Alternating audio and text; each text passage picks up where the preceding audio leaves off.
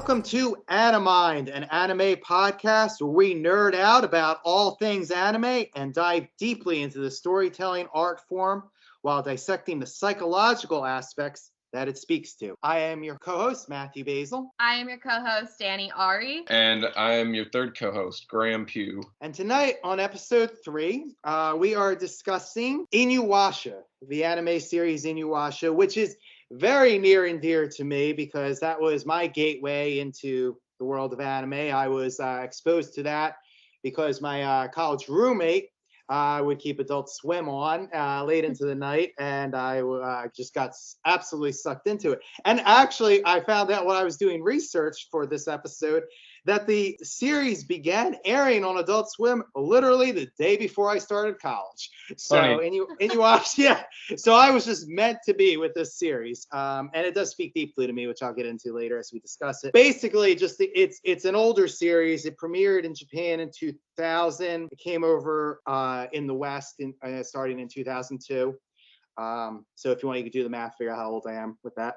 And basically, in case you haven't seen the series, the general gist of it is basically a teenage girl in modern day Japan, modern day Tokyo, uses a magic well to transport back to the Warring States era of Japan, medieval Japan, and encounters a half demon, half human, ends up in this kind of supernatural quest with him. That's basically the gist of the story, although it gets much more complicated than that. We will try to stay spoiler free here for this episode if you haven't seen or haven't finished the series, and we'll just mostly probably be talking about the stuff in like the first 20 or so episodes. So if you want to go completely fresh, watch those first 20 episodes and come back and listen to this. But otherwise, we won't spoil too much. It's on Netflix. It's been out for almost 20 years. Yeah, it's also on Hulu and Crunchyroll and everything else. And I think also it's on, the entire series is also on YouTube if you just want to be a complete cheapskate about it. Yeah, it's not too hard to find. So I mean, I could talk forever about this. It's definitely my favorite animated series, in the top 5 of my all-time favorite TV series. But what do you two think about it as more seasoned anime viewers? Personally, it was one of my gateway animes myself. Same. I was in middle school, so that shows our age difference right there. I was in middle school, and it got me into the whole genre, and up until that I'd been watching like Pokemon, Digimon, Yu-Gi-Oh, all the basics of Western quote-unquote anime. Yeah. Anime. Yeah, exactly. Baby anime. And then I upgraded. So I got into the anime club, and I'm still friends with all of those people today. So it's the rest is history, I guess. So I don't remember a lot of it because I have like really bad memory and my brain just stops remembering things at certain points. But I'm really excited to watch it again. I knew we were only supposed to watch a couple episodes for like getting ourselves in the mindset of this, and I just started going straight through the first season and couldn't stop, and that tells you how good it is. So yeah, what about you, Graham? I also have a similar background with it, where it was one of the shows that I started getting into after my kind of initial baby steps into anime with like Yu-Gi-Oh and Pokemon and pretty much the same stuff as you. And I had a friend of mine who was a little more experienced than I was with anime, that were like more mature than what I have been watching, who was a friend of mine in class. And I remember probably when it was around the time I was 11, he started showing it to me, and then I just got into it from there, and then I picked up the manga, and I never finished the whole series, but that's where my initial experience came from. I think for me, it was because I was not into like Pokemon at all. I was exposed to anime, when I was a teenager through some, friends I had, but I like Dragon Ball Z and stuff like that. But I could not get it. And when I started watching InuYasha, I got it. I think I got the dramatic, pauses and the tense battles. I think it has such a cinematic element that really spoke to me with their, the pans and the zooms and the pop music theme song. I could listen to that on repeat for like hours, but but I think it brought that dramatic feel that I just gravitate towards in general as far as my media consumption, just more in focus for me. Like I got, oh wow, okay, this is, I get these characters. Maybe it was because I was starting from the entry level floor, but that's what struck me to these these major battle sequences that would explode out of just this long pause a lot of times, or this comedic moment, and it just really sucked me in. I don't know if, like I said, that was your experiences as well. When I was younger, I guess I was just more excited about the fact that it felt more like a grown-up show, than I was used to seeing, with the whole animated is for children in the Western, which we talked about, I think, in episode 1. But yeah, I really appreciated the fact that there was, things that were a little more risque. As a kid, that's just exciting. But rewatching it as an adult, I find myself really drawn to the lighting and the way that they use certain types of visuals to convey different things. Like when things are glowing, it kind of has this meaning of like a dreamscape or like an idealistic view. So when they're in like a dream, or where they're in brainwashed type of sedated thing where you can't really, they don't really know where they're at, but they're seeing everything in an ideal aspect, an ideal light. Everything's really glowy and just pretty, and then it's not, it's you see it throughout multiple things. From like the first episode, you see it with the whole arrow, and you see it with seeing Kikyo and everything, and all of the dreamscape type of flowery, glowy, just it's got like really cool vibes. I dig it. But yeah, it just pulls me in because I think it's one of those animes that pays a lot of attention to, I guess, transitions and going from scene to scene, or from a real type of realistic view to the ideal, and it kind of pans back. It'll focus and then like kind of give the overarching background, and like depending on what the writer or director or whatever wants you to focus on. I feel like it's done similarly like to movies are these days, that I guess a lot of animes don't put a lot of time into, and I appreciate it. Yeah, I when you were saying that, it reminded me, I think what really hooked me instantly was because I was already pulled into it, and because of the characters, I think was what pulled me into it. But what really set it apart is like, wow, this is a cartoon. Because I was a huge fan of like Batman the Animated Series. For those of you who know that, I mean, and that was kind of groundbreaking because it used a lot of cinematic elements for what was really a children's show. And revitalized Batman. Yes, children. Graham appropriately put the quotation marks there. Yes. Good job. You and me, same page. But what really sucked me in was that it's an early episode, so I'm not spoiling too much, but basically InuYasha had a kind of a very intense relationship with this priestess called Kikyo, let's put it that way, and she's revived, and she's very angry at him, and like she ends up falling off the cliff, I think. I forget exactly the details, but watch the episode for the details. But she falls off the cliff, and he's trying to like save her, and she falls. She's not actually gone, of course, but he thinks he's lost her again, and just in this dramatic like pullback, and it's this canyon. I don't know if you're remembering the scene, but I mean, that's just, to me, it was like, wow, that's like something that you would see in like a big screen, summer Oscar-worthy movie, that kind of scene and that kind of emotional impact that was put in with really no words. And I was really like that kind of stuff. And like you said, Danny, that stuff is throughout the series again and again. It wasn't just that episode. That was just, like I said, the first time I was really like, wow, that's an emotional punch, from this cartoon. you got me hooked. For me personally, I've always enjoyed that kind of feudal, medieval, samurai, Japanese culture, which this actually is really has a lot of Japanese culture and history. Oh yeah. With the quote unquote demons that are throughout, which I think actually, if you count them up, outnumber the humans in the series. But right. But I would assume would be accurate to, like, Japanese folklore and legend and mythology. And of course, it takes place in a real historical time period in Japan's culture. Yeah, like in the first episode, I'm trying to remember what exactly happened. Oh yeah, it's like the first thing that happens when she once she gets through the well, when all the villagers like come around her. And they're like, oh, what's with her? She's got these weird clothes on. Is she a spy? And then someone's like, oh, she might be a kitsune, which is kind of this trickster, fox demon kind of thing, like transform.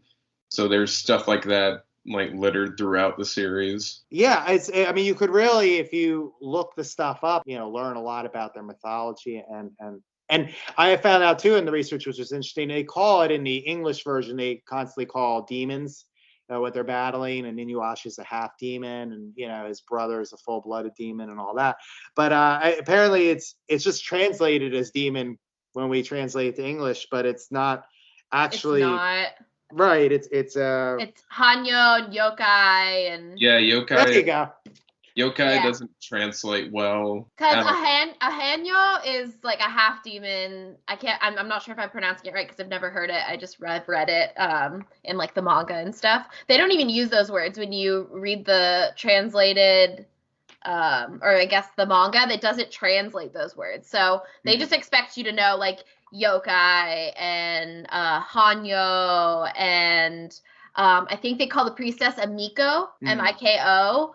And when I was first reading the manga, I was really, I guess, confused about what the words were, and I actually had to do my own research for these. And then, like, I was putting it in context clues for a lot of it, but I was like, I want to know what all of these mean. So I actually had to go look up a bunch of them, and so it doesn't translate super well to English, I guess. There's just so many words, animal type or beast demons. Yeah. And I'm sure there's a ton more that I haven't even read, but yeah. Right, which makes more sense because in the West we're used to, the idea of a demon being evil, and they keep calling demons to all these, entities, and not all of them are evil. One of the major characters is Shippo, and he's I love him. Yeah, he's always been one of my favorites. I can't remember if he's full or half fox demon. He's full. Yeah, he's full. Yeah, because that's why he can like shapeshift and stuff. Yeah. And if I don't know if you remember, but he was like, my father is like a pelt. Like, Jesus. Yeah, I think he's a full demon, but because he was like young when his father was killed, he wasn't like able to master his magic all that well. Yeah, that's why his magic is kind of crappy. Right. Poor boy. But he's such a sweet guy, kid. Yeah. He and Moroku are probably two of my favorites. Oh my God, Moroku. Yeah. I mostly thought he was funny, and it's cool that he's got like the vortex in his hand. We'll talk about Moroku later. I have a lot to say about him. Yeah, so this was really a hugely popular anime. Won several awards. It was so popular. It's based off a manga series by Rumiko Takashi. I hope I'm pronouncing her name right. She wrote the manga series. And, she is, I know we talked the first episode about Osamu Tezuka, right? Am I saying these names correct? I'm sorry. I'm horrible with names, so I apologize. I know we talked about him being the god of manga. I think you could argue she was almost like the goddess of manga because she's so prolific and so successful. She's still writing today, I believe. And now she's got a series that I'm not familiar with, but it's called Mao. And she's been writing it since 2019. Yeah. So I mean, she's so prolific and so popular, and within all her series. But InuYasha is probably the one that bridged kind of the world. And the series was so popular, it actually had to be canceled so that the manga could actually finish the story before the series did. So they actually canceled it in 2004, and then came back for I think like 26 episodes in 2009, called it InuYasha: The Final Act. to actually like finish the series. For me, I think, you know, it's like we talked about, it's the history and the culture that is imbued in there that is attractive. It's the cinematic qualities that they put in there. And I think it's the characters, you know, that are really, really well fleshed out and really, well done. So I you know, for me personally, like, so I like them all, and I like a group kind of dynamic because basically, InuYasha is the half demon. That's the title, right? It's his name. He's the half demon who had some involvement with this jewel called the Shikhan jewel, which is Shikhan's translated, if I understand correctly, to 4 souls, I believe. Yeah, it's the jewel of 4 souls. Jewel of 4 souls, or Shikhan jewel, and he had some involvements with it, and he ends up teaming up with Kagome when she gets transported back because she has some ties to it as well. So it kind of forces them together, which I always love as a dynamic. Oh yeah. When you force 2 characters together who don't want to be together, but you can just tell that they're meant to always be together. Oh my gosh, yes.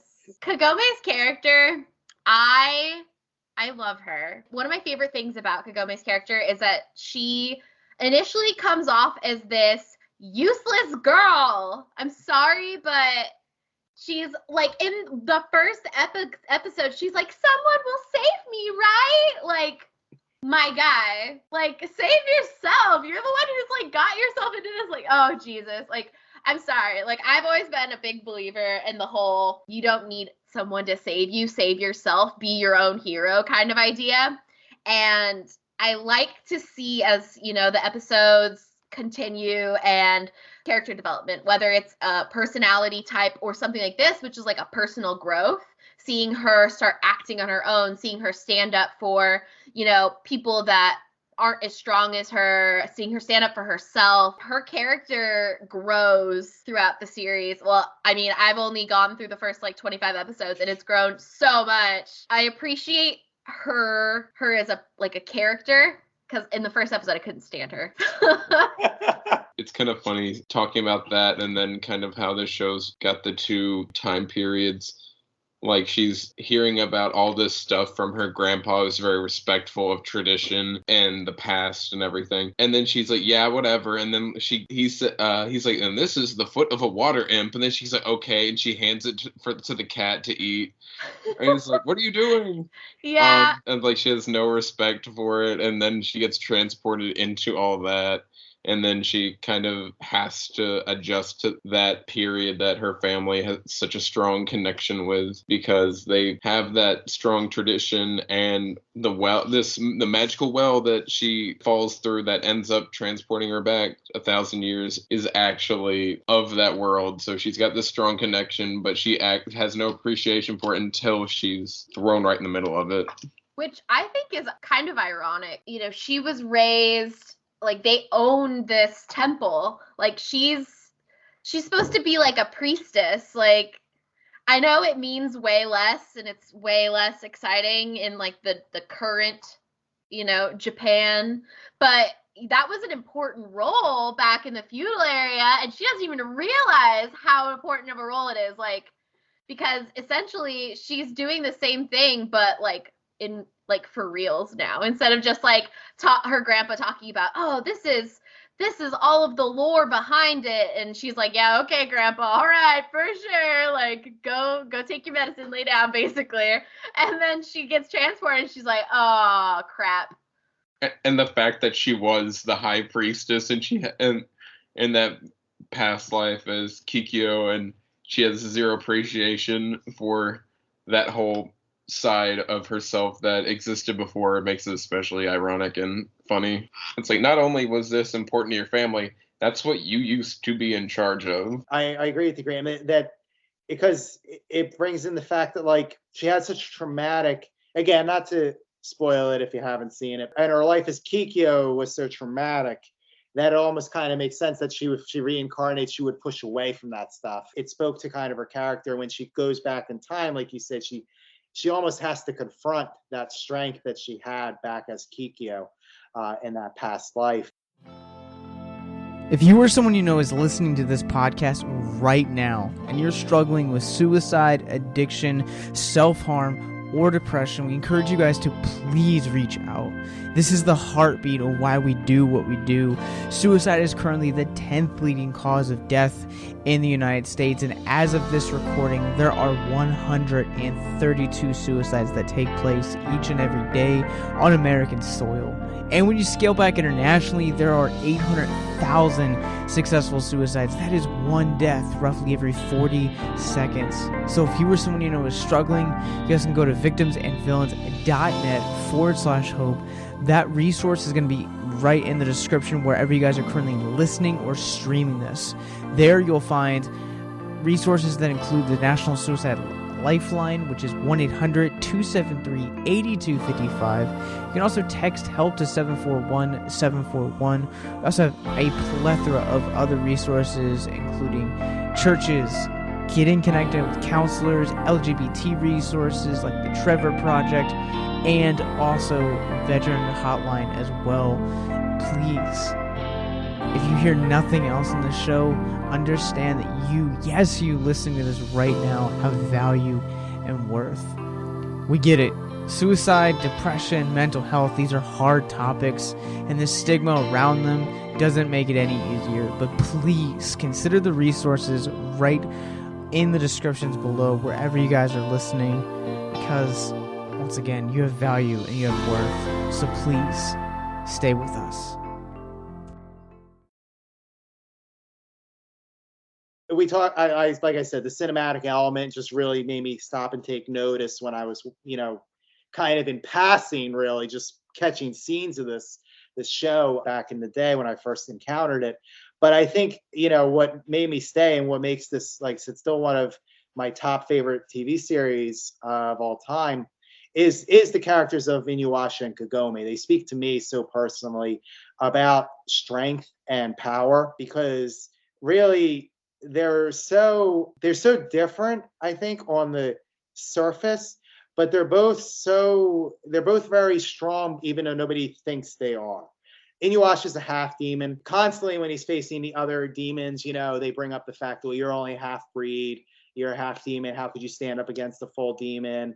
Very early on, one demon he's facing says, I've never had a full demon stand up to me like this. What gives you the right? But I think InuYasha makes up for, whatever he lacks in, I guess, magical powers or demonic powers. I'm using the English translation because he's not a demon.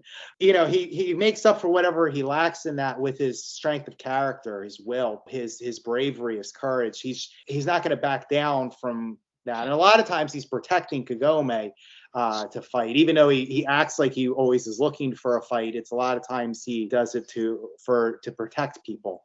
And I know there's another early episode too. I forget exactly where it is, but like where I think he might be battling his brother. But he literally I forget exact details, but he's in a battle basically, and he's basically almost at the end. He's very severely wounded. And if he fell, his brother or whoever his foe was would just take him at that point and kill him. But he doesn't fall. He stays up. He stays standing, and it's enough for him to just stay standing that his opponent's like, all right, I don't know what you're doing, and I'm afraid that you're going to use your last power to kill me, so I'm backing down. So he kind of backs down from that, and it's just he bluffed him. What, I'm sorry? He bluffed. He bluffed him. Yeah. But he bluffed him by sheer will, because he knew the foe knew InuYasha, and he knows that he wasn't going to back down. And I just think that's such a strength of will. Now, InuYasha, I think, would have self-destructed without Kagome, though. Oh yeah. See, the way that you saw them is similar. I actually viewed it differently. I saw them as kind of like polar opposites, because he's supposed to be the super strong, super angry, super. He's a demon. Demon's bad. All the villagers are pretty pissed off at him, and there's this hatred that's just runs so deep. And then there's Kagome, and she's Lady Kagome. She's just so just must protect her, So there's the whole idea of him being super strong and scary, and she's super sweet and soft, and and innocent and helpless, you know, and then there's like a power shift when they get to know each other, as they view each other. He views her as some stupid human, basically, and she sees him as some selfish, strong, heartless demon. And they get to know each other. Rude, yeah, right? They get to know each other, and it turns out he's got this weakness. He's got this weakness that's inside of him that he needs to overcome to become stronger, because yeah, he's only half demon. He's strong for half demon, but there's these personal things he's got to get through in order to reach his potential. And then for her, she's seen as super, super like soft and meek. And then when it comes down to it, she's like, you need to get your crap together. She'll fight, you know, she puts herself, she jumps in front of things that she shouldn't need to. He's like, what are you doing? You're a human. Where are you going? And she's like, we need to protect these people. I'm going to jump in this portal, or I'm going to jump in front of this sword, or, you know, and it's this power, this hidden side of her that comes through when you need it to, kind of thing. And I definitely find their balance, like the whole yin and yang thing that we've talked about in the past, they complement each other so fiercely. It's really well written. I appreciate the initial view of the characters, and then how we're slowly keyed into what's actually beneath the surface. There's the two very just kind of simple sides that are initially presented. InuYasha is all strong, and then, oh no, he has this more vulnerable emotional side, and Kagome is just kind of this sweet girl, and then it's like, oh no, she's got the strong side, like she is able to take care of herself and hold her own, and then be very bold as the show goes on. And those, and like the inverse of each other's strengths show up as in the other character. I think Kagome is the strongest character, and not only written, but I mean, like, she is probably the strongest person in this story, and her strength is all, you know, interior, really. Yeah, it's her heart. You know, when you brought up the balance, it makes me think. I have a painting in my home, you know, it's based off a picture of two wolves, and it's the alpha pair, an alpha male and alpha female wolf, and there's a you know, an adversary challenging the pack, and the alpha male is baring teeth, you know, ears flattened, you know, and everything like that, looking ready to fight, and then the alpha female is looking like she's scared, and she's putting her head underneath the alpha male's chin, and, you know, and basically just like underneath that, looking like, oh, please protect me, you know, and that's what it looks like to the casual observer. But the reason I have that painting is because when you actually understand wolf behavior, the alpha female is actually protecting the alpha male, and is actually preventing there from ever being a fight. She won the fight before any blows ever happened, because the wolf's only really vulnerable at the throats and the underbelly. So, and she's protecting that area of him. The other adversary can't attack that area of him anymore. And the way she kind of did it submissively allowed her to enter that fray without, you know, throwing everything into chaos and triggering a fight. And she was able to enter that, and she protected his area, and she positioned her area away where he can't attack it either. He can't touch either one of them because they're both there together. They're stronger together than they would be separately or apart. And it's the same dynamic with Kagome and InuYasha. Yep. They complement each other, and again you see, like you said, Kagome's the one who says, no, we have to go save these people, I have to go do this girl. There's an early story, which is a great standalone one, where it takes place in modern day Japan, you know, where she's where there's a ghost that, you know, it has nothing really to do with the overall story. It's a good one, and that's a great one, because InuYasha basically, you know, comes because he's concerned about her, you know, into modern day Japan, and he's like, well, I don't know anything about ghosts. You know, you can't help her. You could lose more than just your life if you try to, you know, to save her, you know, from basically hell. And she's like, well, I don't care, I'm going to do it. So, and he basically, and he takes her, you know, to where she needs to be. And he's like, well, now you're on your own. And he's like, I can't go there. I can't go where you're going. Like, it's all you. Because it wasn't going to be a battle of swords. It was going to be a battle of heart. I can only get you physically to the point, and you have to now use your heart to win the day. And it's just, to me, that speaks right there, encapsulated, of their relationship and how they balance each other out. it doesn't have to be male or female. In this case, it is, but it's, InuYasha is the dynamic one. He's the one who's, playing the swords and all that. And Kagome has receptive, warmth, nurturing heart, like you said, that just, is what drives everybody forward into that, battle.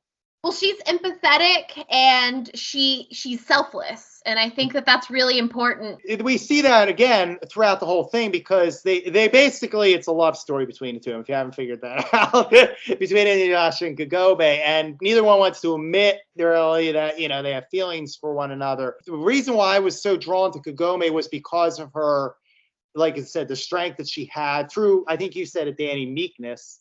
The meekness was actually a strength of hers. In this warring, violent world that she found herself in, that was the spiritual power that she has was what kept her safe and saved the day. And I think what drew me to InuYasha was because of his hurt, like you said. He was always an outcast. I really identified with that, always being neither accepted by InuYasha was neither accepted by humans or demons because he was a half-breed. The humans feared his demon side and the demons loathed his human side. And so he couldn't really exist in either world. I've often felt like, that a person in between worlds, that I can, put one foot in one world, but, can't fully be accepted by any, group I encounter. So I always, felt like an outsider. And I think InuYasha always felt like an outsider. And I think Kagome is one of the first people to acknowledge that and really see that. And I think that's what kind of initiates the bond between the two of them. Yeah, I agree. I think that there's, like every love story, quote unquote, there's the whole dynamic of, we don't need each other, but then they'll separate and they'll try to figure it out on their own. And they realize that, together we're stronger. Without her, he's just angry and he doesn't see that empathy that she has. And then without him, she's just so naive because she's just so trusting and so caring. And he gives her that little bit of grounding. You need to see this for, like, I know you want to see the best in people, but you need to be aware that, there's more out there. You're like, because he's used to the demon life. He's used to being tricked, and she's just so caring that that's one of the reasons that she trusted him from the beginning, was that he's a demon, nobody likes him, but I trust him. And that, that shows the whole dynamic right there. And she is so new to this world compared to InuYasha, like you said. And then I think it's like the very last line of the first episode, once he's freed from the arrow that's pinned him to the tree. I can't remember what he says, but Kagome straight up says, "Wait, he's not the good guy?" Yeah, she literally says, "Wait, I thought he was the good guy." It doesn't even cross her mind until he's gone. He's like, "Are you gonna give me the jewel, or am I gonna have to, rip you apart with my claws?" And she's like, "Wait, he just protected me." And like, "Wait, what?" Because he's been hurt and he doesn't trust, and he's got these defenses, this wall, up, and she's just so caring and so empathetic and just so understanding that she's just like working inside the cracks of this wall he's built. And he's like, "What the heck?" Like he's like, like, I'm so annoyed, but at the same time he's like, "Wait, you're going back home? We need you here, like we need you. We need you here, not over there." It's very much the whole idea of I'm gonna say the we so I don't say the I, so I don't give away my feelings kind of situation for a long time between the both of them, and I love it. Give me that slow burn. Well, I think it's called like a romantic feudal fairy tale or something like that. Yeah. That's like the tagline. So that's the best way I can think of it. That's pretty much it. Yeah, I mean, if that's what you want, that's the InuYasha. I mean, that's why I think I just fell in love with the series, because the samurai, action, the comedy. There's a lot of comedy in this from these characters. The romance. I'm a hopeless romantic. The idea of not being accepted, the idea of of power and strength, is used a lot in this series. And and again, seeing power and strength displayed not as brawn, not as aggression, not as, domination, but as a strength of spirit, for lack of a better word, was just such a great thing. And I think going off of that, you see a lot of that in InuYasha's character, and like we've been talking about it some already, like how he's kind of insecure that, oh, I'm only a half demon. Like the very beginning of the show and kind of the prologue where it sets up, oh, InuYasha got pinned to this tree for like over 50 years, and Kikyo, who shot him with the arrow that pinned him to the tree, oh, she dies. Like he says after he gets the Shikhan jewel, he says, now I can become a full demon, and then that doesn't happen. And that's kind of the driving force of, oh, we got to get all these shards, or at least initially that's his goal. Yes. And then he's confronted by his older half brother, who is a full demon, Sashomaru, and then Sashomaru is always belittling him, and all these other full demons are belittling him, and that's kind of a sore spot for him. But as the series progresses, that becomes less of an issue for him because you see him grow in those other areas. The reason I think it becomes less of an issue is that Kagome, again, she's so accepting. She's like, I don't care if you're a human or a demon or both or full or half, or, because she's so open with how she feels, at least when it comes to how she cares about him as a person and how she thinks he's better, like, quote unquote, better than that. Like, you don't need to be a full demon. Like, why would you want to be like him when you're you? Like, the whole idea of you're perfect the way you are. She accepts him with his flaws, well, what he perceives as flaws. And I think that, along with just learning to trust again, he's like, well, maybe, if I'm accepted, throughout they meet characters are like, oh, demon, and she's like, this demon just saved your life. Like, she's the one who's like, you need to be thankful, and to him, he's like, she's changing people's view of me. Maybe I'm not disgusting, maybe I'm not bad, maybe I'm not inferior, maybe I'm okay the way I am. So it becomes less, I think, about finding the jewel so I could become a full demon, and more about the adventure itself. So you see it when it's a lot of, oh, where'd she go? Where'd Kagome go? Like, I need her so that we can find the shards. Or, oh, the only reason I saved you is because you're holding the shards, blah, blah, blah, kind of. And then it progresses to like, well, I lost the shards. He's like, but are you okay? Like, there's a specific point where she's like, he's like, this bad guy has the shards. And he's like, are you hurt? Like, that's immediately what he goes to. And you see it and you're like, oh my God, like. There's no excuses anymore. Right? Oh, well, I'm not doing it because I care about you. Right? It's just so blatant. And even she's like, is it me or is he being nicer to me? What? And and then he'll like get all huffy and well, I don't know what you're talking about. I'm gonna go sit up in this tree and pout about it, They'll have this romantic moment, where, like you said, oh, are you okay? And then one of them will say something to try to like deflect off the feelings, and then the other get one will get offended. hurt. And then he's like, no, I just said that because I can't have you dying on me because I need you to be my jewel detector. And then she's like, yeah. Sit, like, here you go. You can go take a bath in that river over there. Have fun, And I always hated when she'd do that when I was a kid. Oh my gosh, I love it. I love the fact that he's this big old powerful demon, and because she's got this power over him, she's just like, you're pissing me off, so you're gonna go over there now. Bye.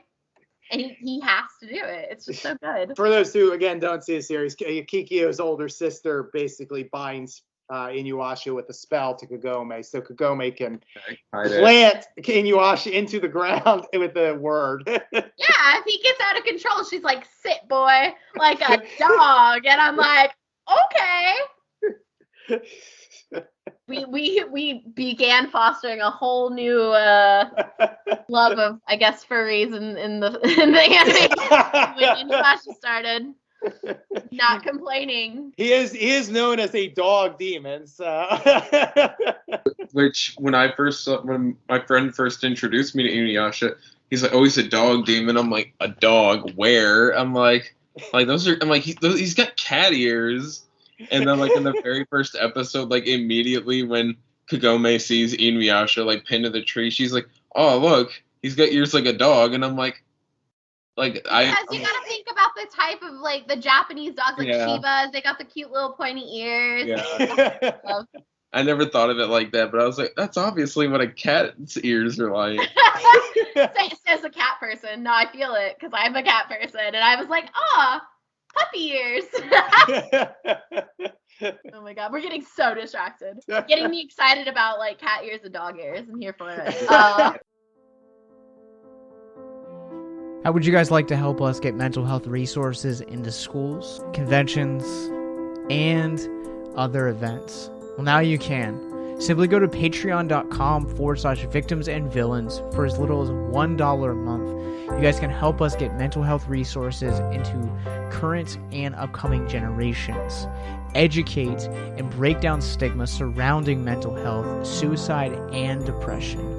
And you get exclusive content that you can't get anywhere else. And you guys can tell us which Nicolas Cage movie you want us to cover, and we'll do it. All it takes to get started is to go to patreon.com/victims and villains, or simply click the link in the episode description wherever you guys are currently listening or streaming this episode. Pick your tier and get started today. Yes, it's that simple. So quickly select the tier that you want and help us get hope into the hands of the depressed and the suicidal today.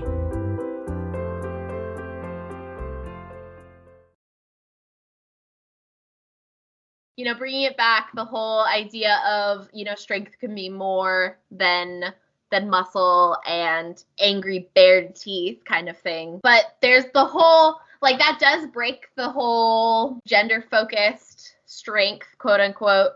But then it follows some more type of, yeah. So I guess we're just gonna dive right into it. Yeah. Yeah, there's a lot of, so there's a lot of more mature content, as we have kind of gone over from the beginning. It's something that was made in another country, and what is appropriate versus not appropriate in cultures and countries, it's so subjective. It's hard to find a commonality with, you know, where you can skirt the line, I guess. It's just, you got to think of it as try to be objective, which is how I've always viewed anime, is it's not written by, you know, Western, so it's going to have different ideals. Like, I was talking to my roommate about this, the whole idea of like shrine maidens and demons and half demons and like Buddhism. Like, if you didn't know any of this stuff as a kid, I feel like it would be a little confusing. So that's why I think there's a lot of the comedy, a lot of the things that appeals to the younger generation, but you can appreciate it as an adult. And it makes it so much better now that I'm an adult, because there are a lot of dirty jokes that I didn't get as a kid. And I'm like, oh my God, and you are like, wow. I was watching this when I was like 11. I know, but you don't pick up on it because like, there's some things that are really subtle. Like Miyoga the flea. He's like, oh, I'm just really distracted by Kagome over there, like bathing in the hot spring. And he's like, wow, you're such a pig, basically. But like, it's so minute compared to Moroku's character, who's yes. Let's talk about Moroku. Yeah, let's talk about Moroku. It was a different time. I know, but he's supposed to be a monk. Yeah, that's part of the joke, though. But I know it is the worst monk.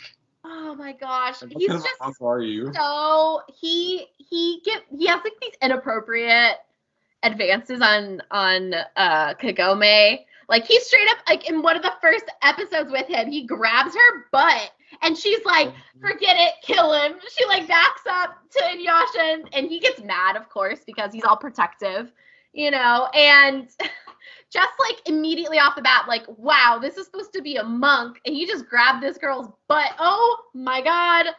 Like, and I understand that, like, it's subjective, but also it's a bad look. It's a bad look. Like, but it's seen as more annoying for Kagome than, like, traumatic, right? Because, like, if I was randomly touched by a stranger, I would beat them up and then feel really uncomfortable for a while.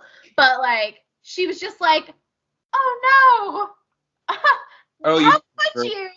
And she, like, goes back to her day. And I'm just... It doesn't help when it's played as comedy a lot of the time. It's played as comedy, I think, because, like, I feel like sexual trauma is just, like, a really hard topic to broach in, like, a serious matter. And especially for something that's written for quote-unquote younger adults, kids, you know, like, it's... And then in Japan, from my experiences, it's, like, kind of sexual stuff is more, like, not as a taboo, but it's kind of more, like, playful. It's like, don't air out your dirty laundry, but it's okay to, like, joke around about some of that. Getting a little bit risque, like, in Japan, they've got underwear vending machines. I looked for some of those while I was there. Why just would you look to say for I saw that? them, but I did not. He's like, I've been dreaming of this. Wait, did you actually find them? No, I was looking for them. I'm sure they were, like, in a back alley or something. Yeah, in the really dark alleys and the really risque corners of, like the Love Hotels area. Which I actually, like, ended up in the red light district on accident. On accident. I was there until I saw a bunch of foreigners handing out flyers to go to their club. Yeah, but my roommate was like, yeah, it's just so open there. And, like, girls will, like, wear, like, extra, like, skimpy outfits sometimes, and they'll just, like, bend over and go, ha, ha, ha, and, like, just, like, be, like, the sexual air is just so different than here. And I can't even imagine it. Like, just hearing stuff that he told me was just regular out there, or at least from what he saw, like, that's wild to me. Like, I have no idea. So I guess, like, maybe this inappropriate, like, type of behavior we see, maybe it's not so inappropriate. Who knows? I didn't see anyone, like, dressed skimpy or anything. Like, everyone was very professionally dressed. Like, in the red light district? No, I mean, like, I didn't really... There was, like, a few people, and it was, like, obviously they're the ones who are trying to get you in, but it was, like, just in general, it was, like... Oh, well, yeah, I mean, like, in the regular parts, but, like, it's definitely open. It's a very accepting, you know, culture, and they're like, hey, if these people want to do that, that's cool. You know, we're just gonna keep going on with our daily life. You'll see somebody in, like, a business suit walking next to, like, somebody in, like, a cat girl outfit. You know, it's just, that's just how it is. So...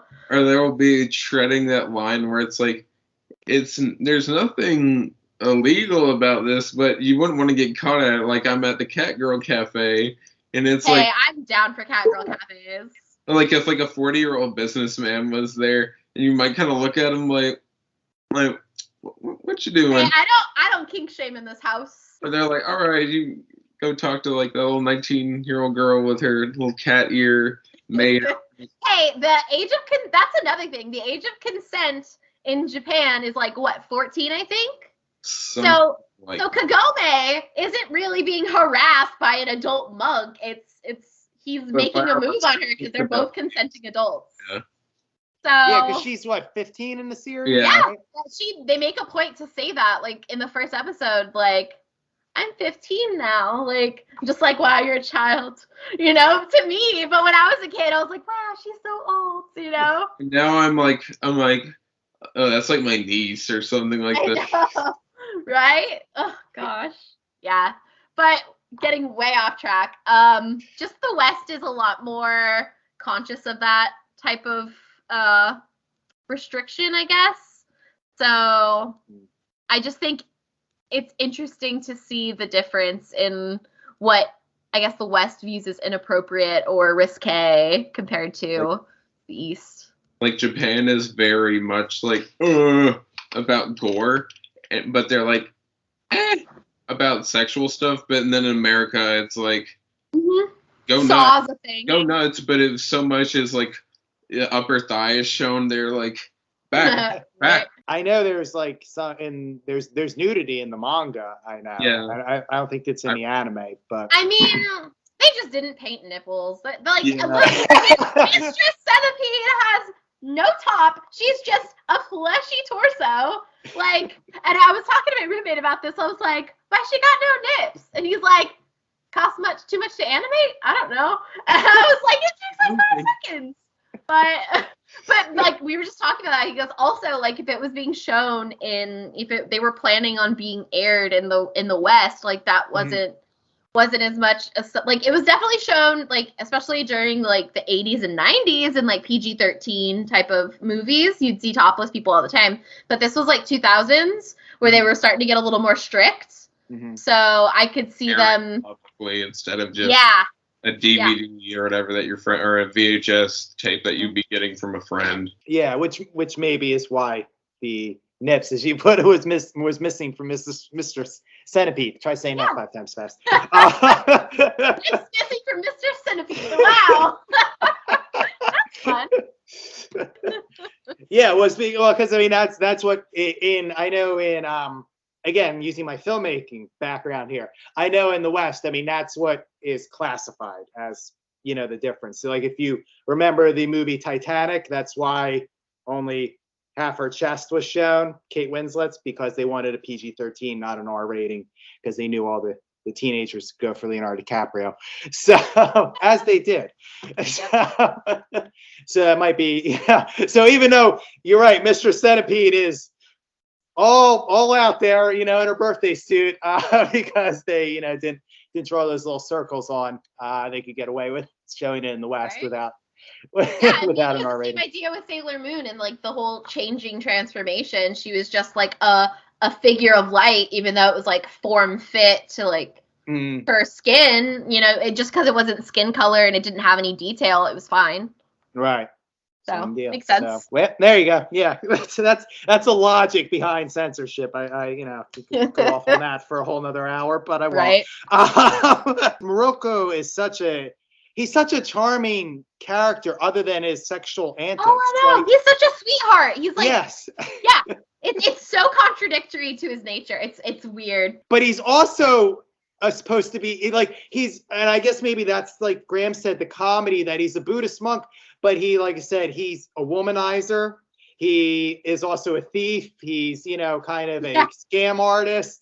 So yes, but he won't actually harm anybody. He just kind of wants to have sex and have a lot of wealth. Right? But one of the things that I remember specifically about his character is that he wouldn't let InuYasha kill the demon. He was like, even if it's a demon, I don't approve of you taking life. So he's got this like this line he will not cross, and it's definitely highlighted there in that scene, because he's trying to kill you. He's gonna kill you, and you don't want me to attack him.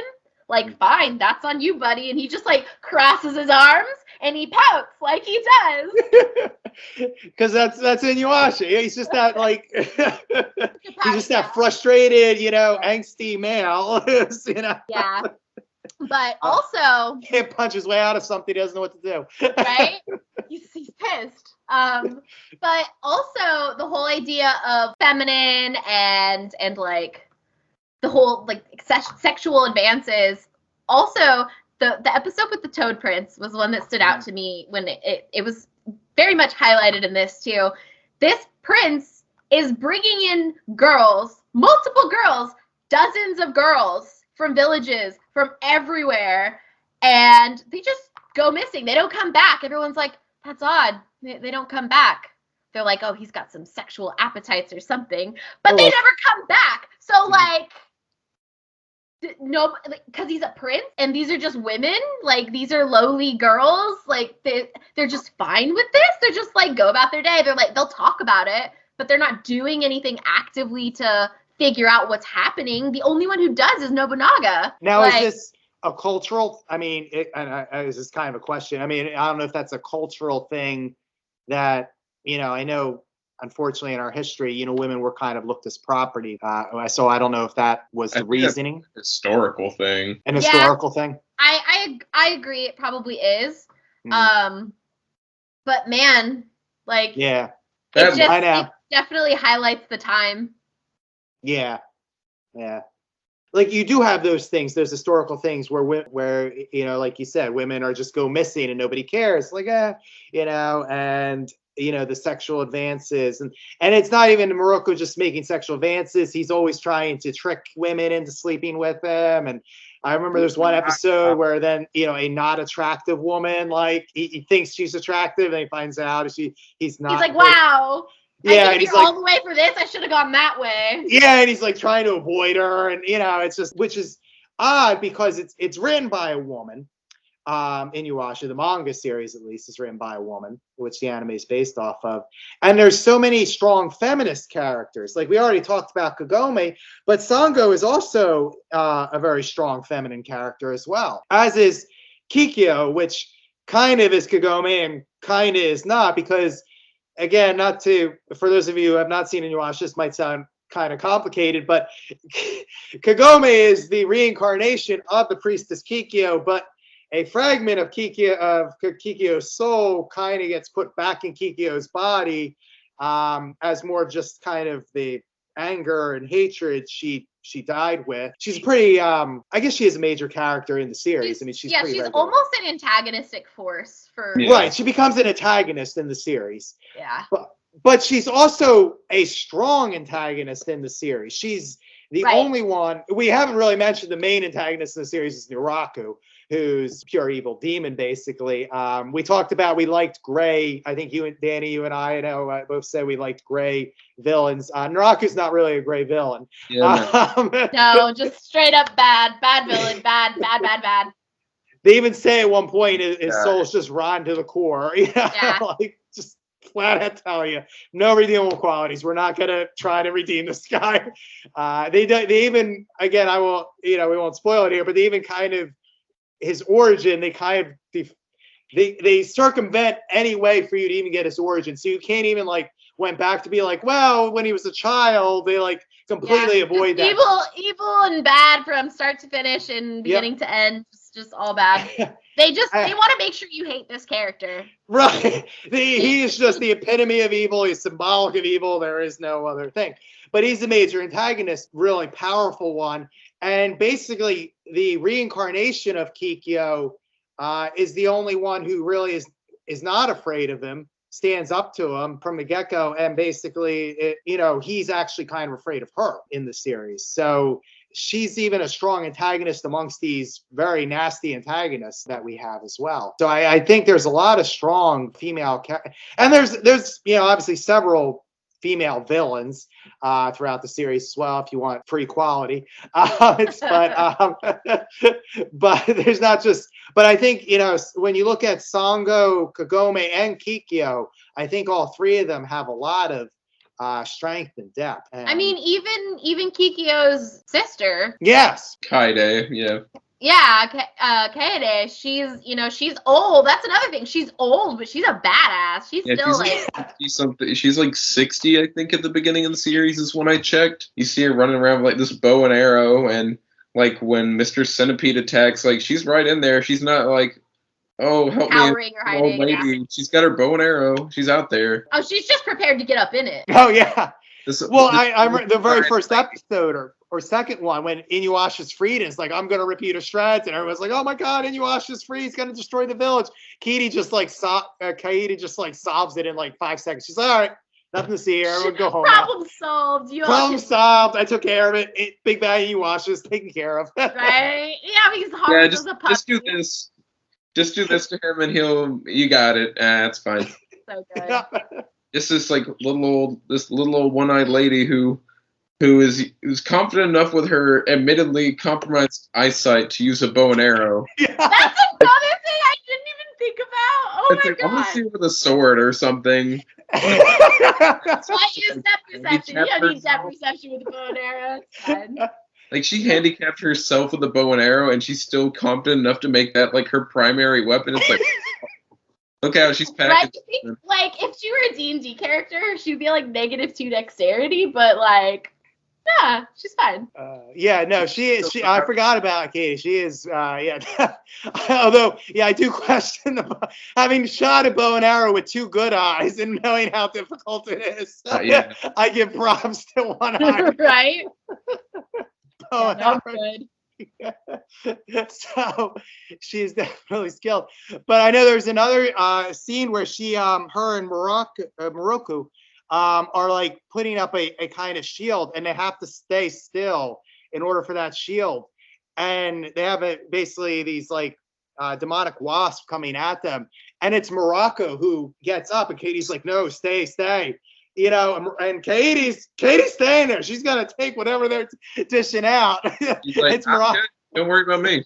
Yeah, Right. She'll die her last breath sitting right there, keeping that spiritual power. She's like, I will die on this hill if I have to. It's fine. Yeah. Yeah, because like she had to kind of take over for Kikyo when her older sister died, when she was just, I think, 10. Child, yeah, Yeah. she was like 10. Yeah, because it's 50 years later is when the series starts from that prologue. So she kind of has to take up all the responsibilities of like kind of the high priestess that her sister was when she dies from a young age. So she knows what she's doing. She's experienced. She's tough. And another strong female who's really only, I think, mentioned maybe in 1 or 2 episodes, but because, you know, it's in the past. But when you find out, you know, again, not to spoil too much, but when you find out the origin of the Sheikhan jewel, you find out it has its origins in this priestess who was basically just a demonic kick-ass machine. Like, and I don't know if you were recalling this episode, because I know, Danny, I know you said you just saw like 25, but when they actually do the origin of the Sheikhan jewel, I forget her name, because like I said, she's only mentioned once or twice, but that's where the origin of Sheikhan jewel comes from, is this priestess who was just slaying demons, so much to the point that what's the flea name? Miyoga, right? Is the flea? Miyoga refuses to believe, is a flea demon. He refuses to believe that she could have done it by herself, like that it has to be a lie. She has to have, you know, some kind of demonic power. She couldn't just be a normal mortal woman to be able to stand up to these demons like she did and take them on. And then there's Kagome. Yeah, and then there's Kagome, of course, you know. So, but whatever. But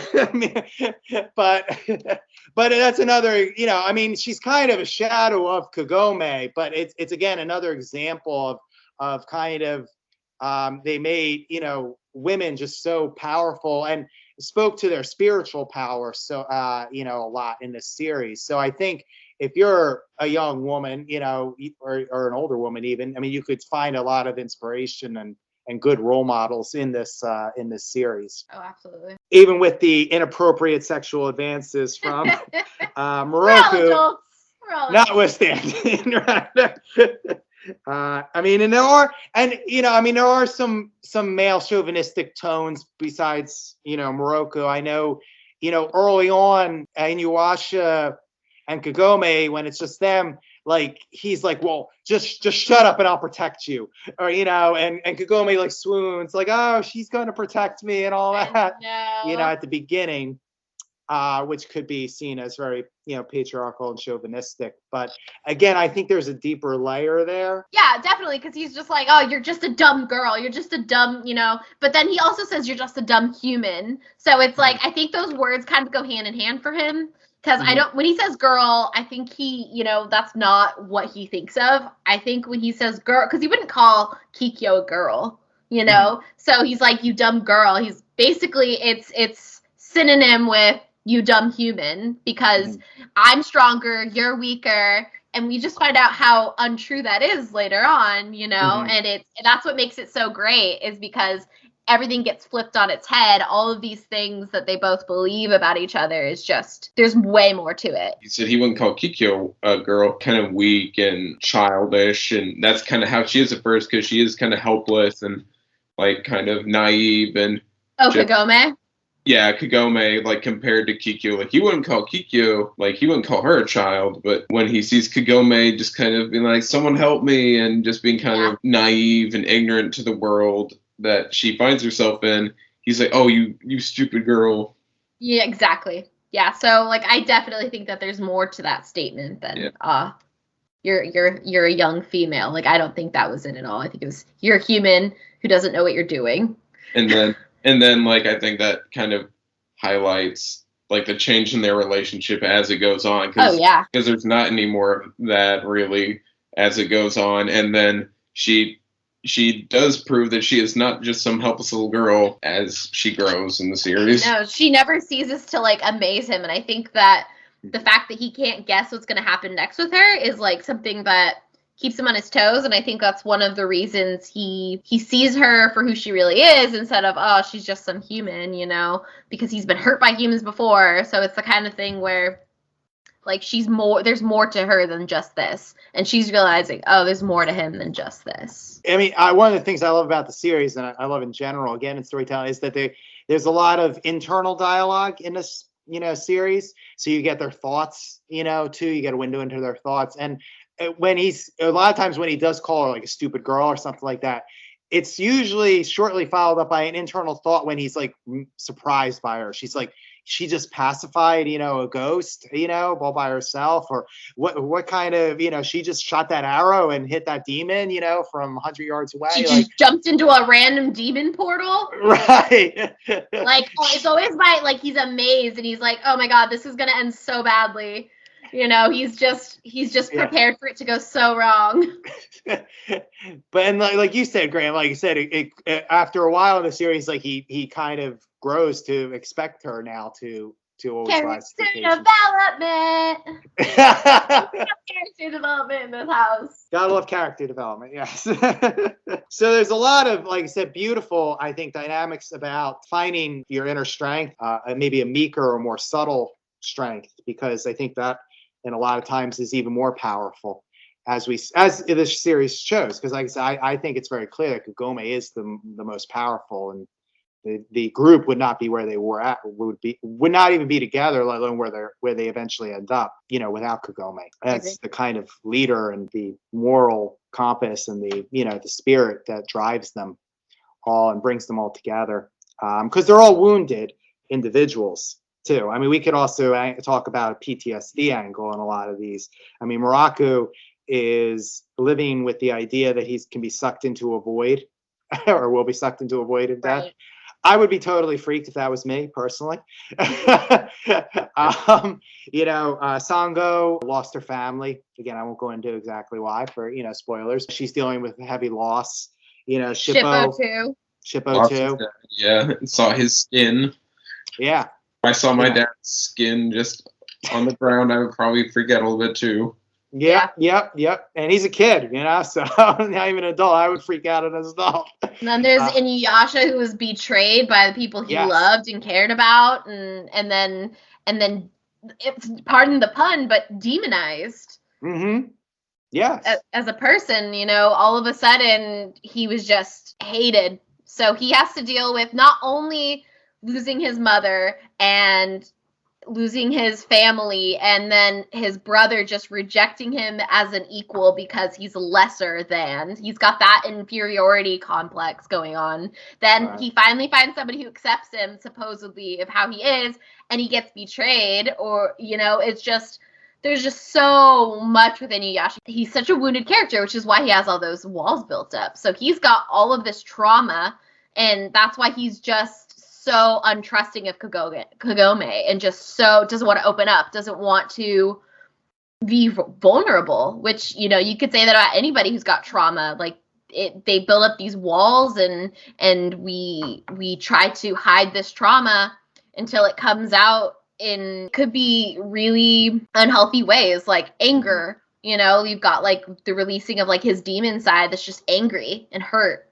you know, and that's that whole idea of that unhealthy, pent-up hurt. Which is why I said I think without Kagome, InuYasha would have self-destructed. Oh, absolutely. Kagome takes these like 4 individuals who really are wounded and dealing with heavy trauma, and she kind of pulls them together in this, you know, makeshift family that, you know, accomplishes so many, you know, great feats.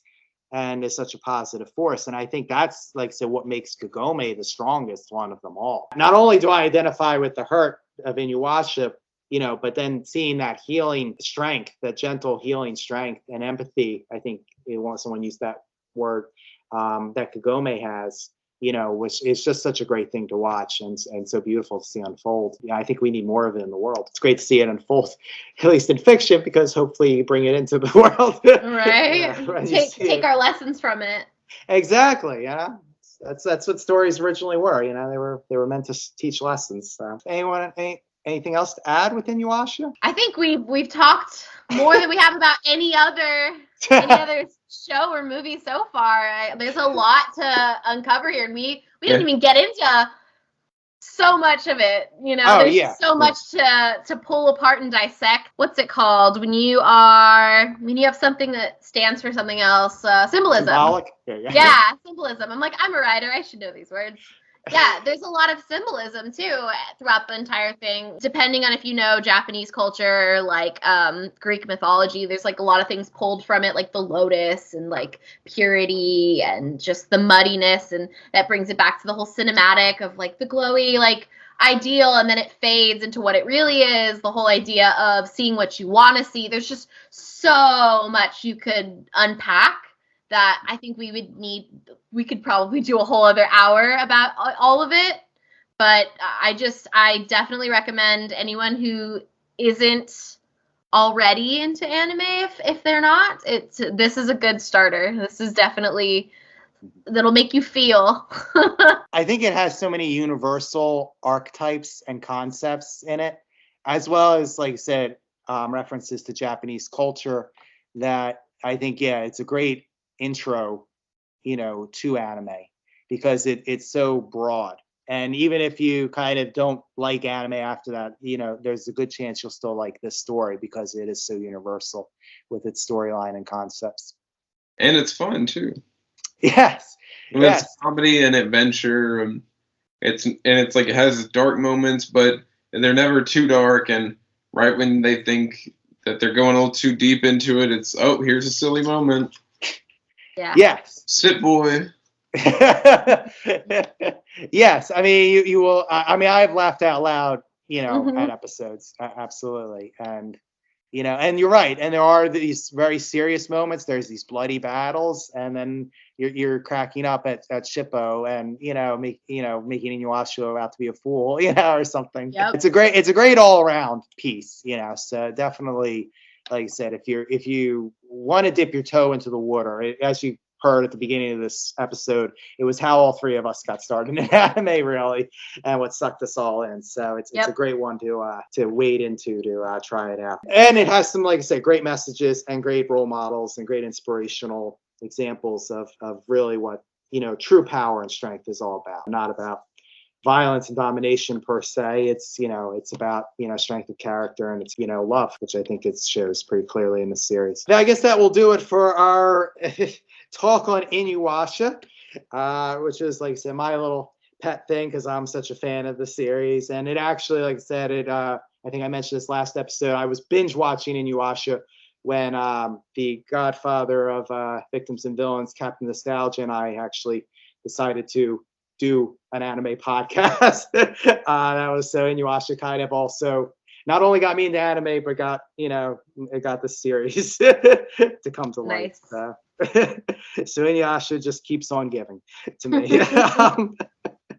But anyway, enough about InuYasha. Our next episode will be another very popular series, a little more current one, My Hero Academia. Graham, do you want to just give a little bit of a quick rundown? So in My Hero Academia, the main character is this boy named Deku, and he is a young guy who wants to be a superhero in a world where almost everyone has a superpower, but he doesn't have one, and he has this role model that he really looks up to that pushes him to get into this school where people train to become the best of the best, and just follows his adventures and just kind of this world that he lives in with all these heroes and villains. Yeah, it's a great story. It's going to be really fun to dissect when it comes to character development, my favorite thing.